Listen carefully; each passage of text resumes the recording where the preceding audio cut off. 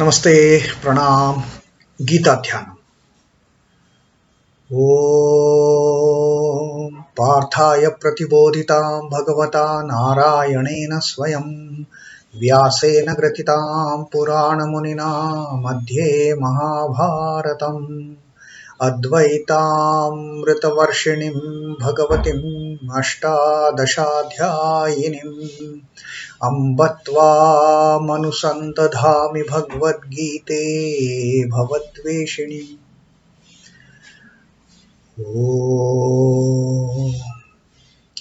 O Bhagavad Gita, with which Lord Narayana himself gave enlightenment to Partha, the ancient sage Vyasa included it in the Mahabharata.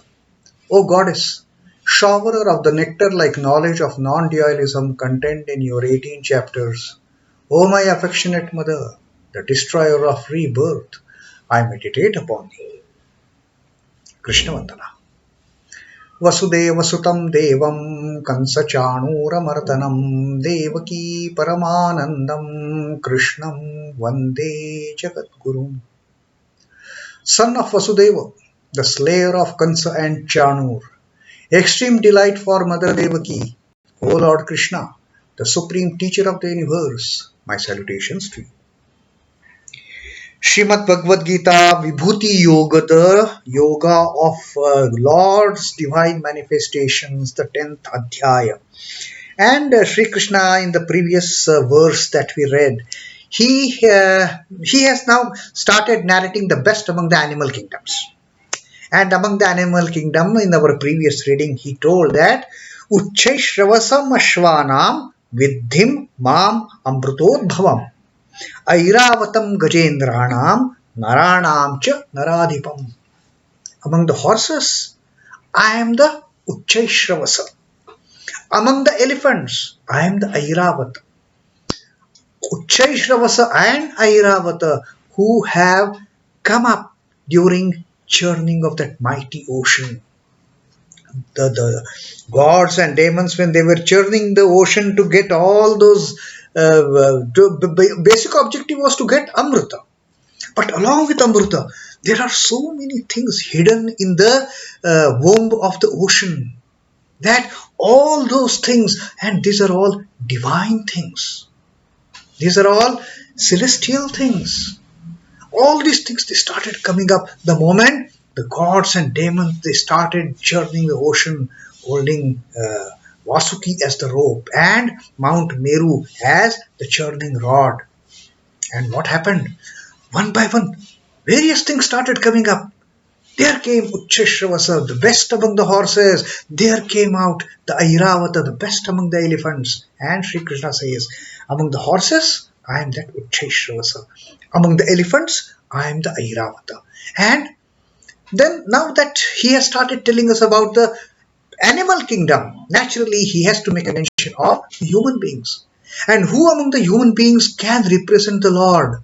Only the Naradhipam, the best of the monarchs, the most righteous, the most honest, the most devout of the human beings is the monarch. The righteous, honest, good-doing, and a devotee monarch. So Sri Krishna says, the moment you see any monarch like this, know for sure I am dwelling in that. These are the representatives of the Lord that we can meditate upon. So that was Sri Krishna's teaching to us in the 27th Shloka. In the 28th Shloka again, Sri Krishna is taking us around this animal kingdom, for that matter. Animal kingdom and something to do with the warfare also. Because as we discussed, these three specimens that Krishna has told us in the 27th Shloka, the horses, elephants and human beings, they are all involved in that war of Kurukshetra, in that war of Mahabharata, on the battlefield of Kurukshetra. So something pertaining to the warfare, Sri Krishna is again going to do. Although he has already mentioned about warfare in terms of highlighting the best among the generals. Skanda, that I am the Skanda among all the army generals, the son of Shiva. But Skanda and his warfare was on the divine plane. It was between the gods and the demons and the good and the evil. Now here we have come to the battlefield of Kurukshetra. Now Sri Krishna has to tell something about it. āyudhānām ahaṁ Vajraṁ dhenūnām asmi Kāmadhuk prajanaśh chāsmi Kandarpaḥ sarpāṇām asmi Vāsukiḥ. Now the reference to the warfare in this shloka is pertaining to the mightiest of the weapons. Naturally, whenever in war there are so many weapons that are used. Mace is used, bow and arrow are used, the sword is used. Sometimes even those huge something like a round ball tied to a long chain. I don't remember what is it called as, but all these kind of weapons were used during the ancient war times. So Sri Krishna says, among the weapons, āyudhānām, ayudha is weapon. Among the weapons, I am the Vajra, the thunderbolt, the ultimate among all the weapons. It is like something like an atom bomb or a nuclear bomb. That Vajra, once it hits, everything is, it just gets destroyed. So among the weapons, I am the Vajra. A hit from a Vajra is destruction for sure. It is not that there is minor injury or maybe a hand will cut or a leg will cut. No. One hit from the Vajra and it is all over. All evilness, all wrongdoing, all wretchedness, everything gets over with one blow of the Vajra, of that thunderbolt. So that is one thing which was left out from the battle related things. So that also Sri Krishna has covered in this particular portion of this verse, that āyudhānām ahaṁ Vajraṁ. And now again he gets back into the animal kingdom descriptions, representations. So what he says, dhenūnām asmi Kāmadhuk. Among the dhenus, among the cows, I am that all wish-fulfilling cow, which is the Kāmadhuk. Kāmadhenu also it is called as. That Kāmadhenu, among the cows, I am represented as Kāmadhenu, Kāmadhuk. The moment you see the Kāmadhuk, you know that beautiful mythological cow with the body, the head of a human being, body of a cow, with wings of the birds. That Kāmadhenu, it is a wish-fulfilling cow. One who has this Kāmadhenu is never want of anything. Like the Kalpataru, wish-fulfilling tree, among cows, Krishna says, I am the Kāmadhuk. And prajanaśh chāsmi Kandarpaḥ, among the progenitors. Now when in animal kingdom or even in plant kingdom for that matter, for the generations to survive and thrive and to continue for ages together, there has to be a role of reproduction, isn't it? Now, who is responsible for this role of reproduction? It is the Kandarpa, the Cupid, the Kamadev. That sexual energy, that sexual desire, which makes all these beings to procreate, to keep on producing and extend the lineage from nth generation to nth generation. So Sri Krishna says, among the progenitors, I am the Kandarpa. And sarpāṇām asmi Vasukiḥ, among the snakes, I am the Vasuki. Vasuki is again that mythological, wonderful snake with all the divine qualities. After all, Vasuki is the great serpent used by Lord Vishnu himself as his simhasana. Now this Vasuki was used for churning the ocean. Vasuki is the greatest among the serpents. What is Vasuki? The king of serpents, the mightiest and the most divine serpent. So Sri Krishna says, Among the serpents, I am Vasuki. So here what he has done is, Sri Krishna has categorized between the weapons on the one side. Between the weapons, I am the thunderbolt. Then he has categorized among the animal kingdom, it is the cows and the serpents. Among the cows, I am Kāmadhuk. Among the serpents, I am the Vasuki. And then he talks about the process of reproduction, of progenation. And he says, prajanaśh chāsmi Kandarpaḥ. I am the Kandarpa. I am the Kandarpa of the progenitors, of all those thoughts, of all those energies which gets one into the act of getting a progeny. I am Kandarpa. I am that Cupid. I am that Kāmadhuk.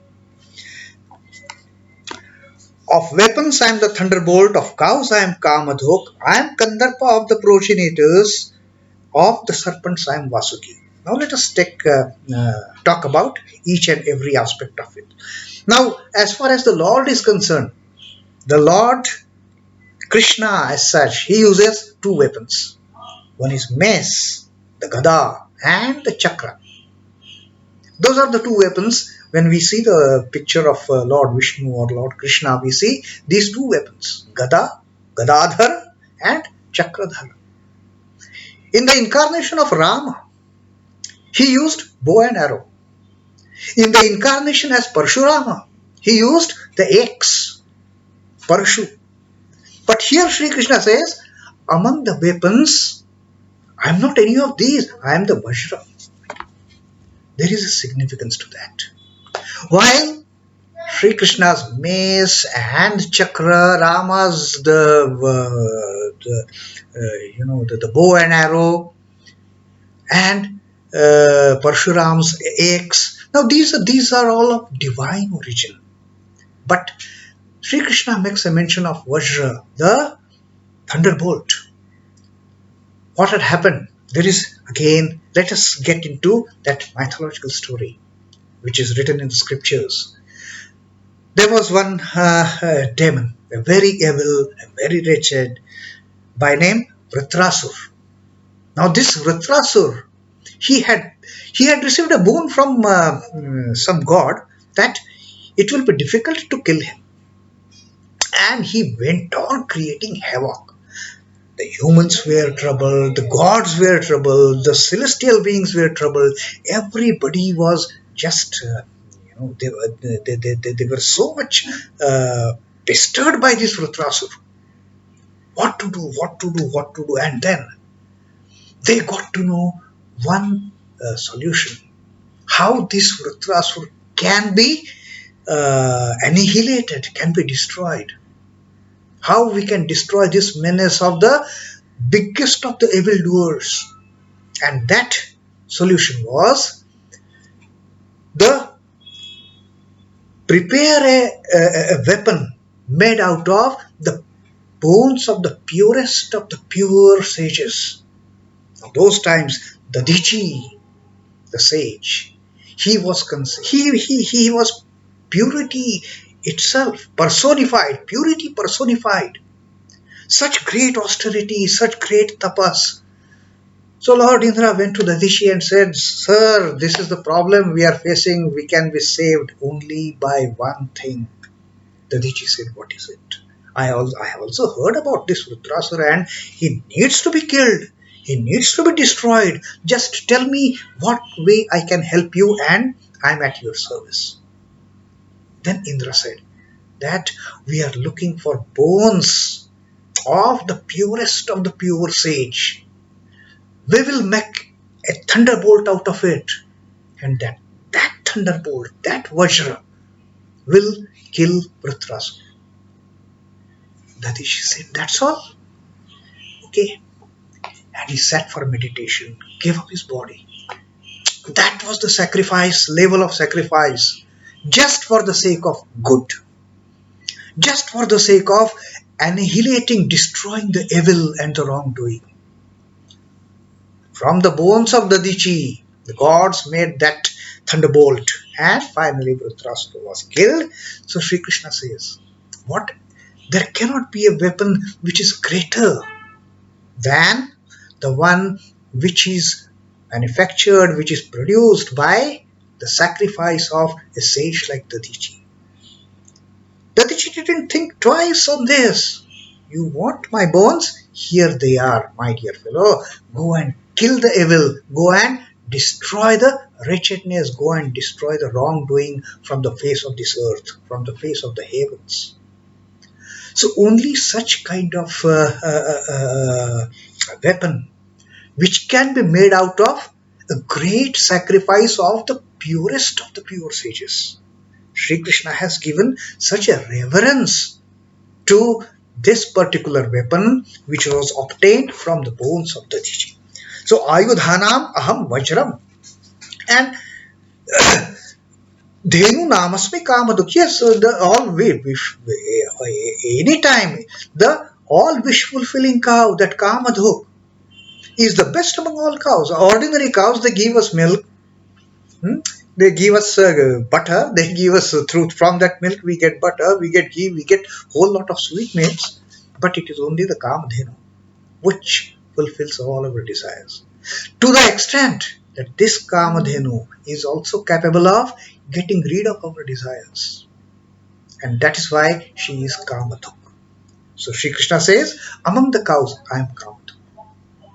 Then prajanaśh chāsmi Kandarpaḥ. Among the progenitors, I am the Kandarpa. Kandarpa is Cupid, the personification of the progenitive instinct, that the instinct to reproduce, that Kama Bhavana, instinct of mating and reproduction, that is Kandarpa. Now progeny is possible, the future generations are possible only because of this urge in beings, this sexual urge that we have in human beings. That is the reason for survival of the fittest, for that matter. I mean, first of all, survival of the race, and later comes that survival of the fittest. So survival of the race, that depends on this act of progenation. So Sri Krishna says, it is not I am the Kandarpa, I am this Kama Vasana, I am this Kamadev among the progenitors is concerned. It is not to be condemned as base or an ugly kind of desire, but it should be revered as divine origin. That is the law of nature. That is the law of the continuation of the species. So that Sri Krishna has given even prominence to this Kama Vasana. He has given a prominence even to this feeling, to this desire of the getting into the sex and reproducing the future generations. So now from that perspective, Sri Krishna says, I am that Kandarpa, I am that Kamadev, I am that sexual desire. And then among the serpents, Sri Krishna says here. Now here he has, we have seen among the animal kingdoms, he had brought cows and serpents together. Now cow is from the utility point of view. Serpent, now normally we are all afraid of snakes, isn't it? It is a venomous creature. But even among the venomous creature, what you see the beauty of Sri Krishna's teaching here. On the one side, he talks about cow, a very docile, a very motherly, a highly, fulfilling. She gives us milk, she gives us butter, she gives us ghee, she gives us sweetmeats made out of that milk. A love personified. The moment we see a cow with her calf, that cow with all the love licking her calf, we get that beautiful understanding of what love can be.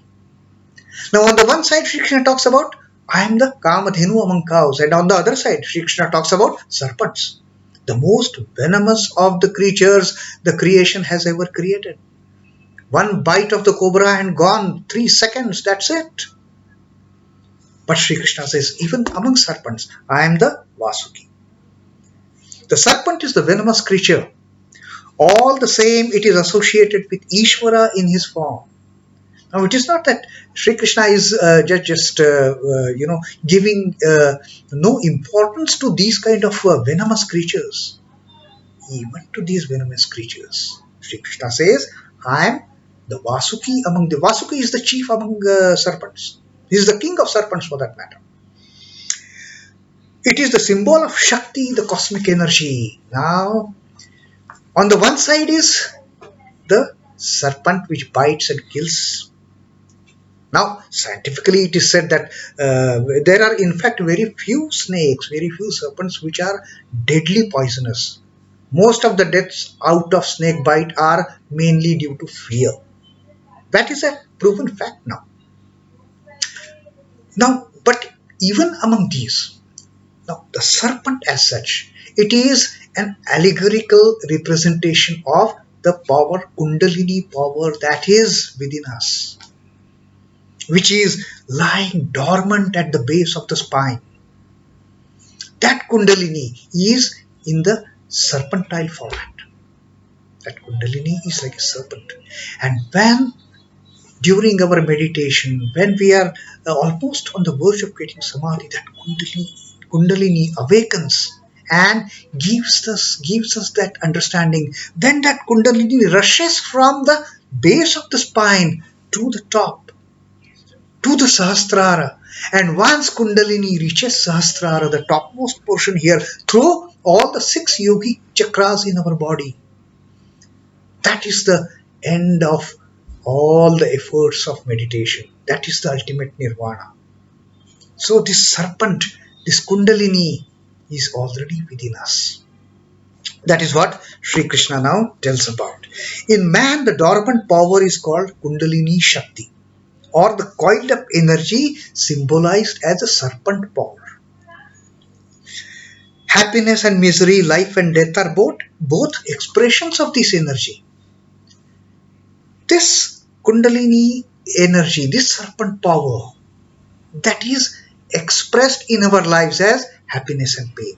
It is also expressed in our life as life and death.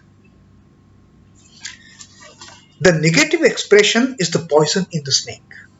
Now, while on the positive aspect, this Kundalini, normally it is dormant. We are making our efforts to awaken that Kundalini. Once that Kundalini awakens, that's the end of it. That is our liberation, that is our mukti, that is our nirvana. But till then, this poison is eating us. Till the time this Kundalini is dormant, it is like it is not allowing us to reach that stage of liberation, to reach that stage of mukti. Vasuki, the poisonous snake, now was utilized for the Amrita Manthan. Like we discussed earlier, how that during an Amrita Manthan, all these Uchchaishavasa and Airavata, they came up from the womb of the ocean. Now this Vasuki snake was used as the rope. Mount Meru was the churning rod.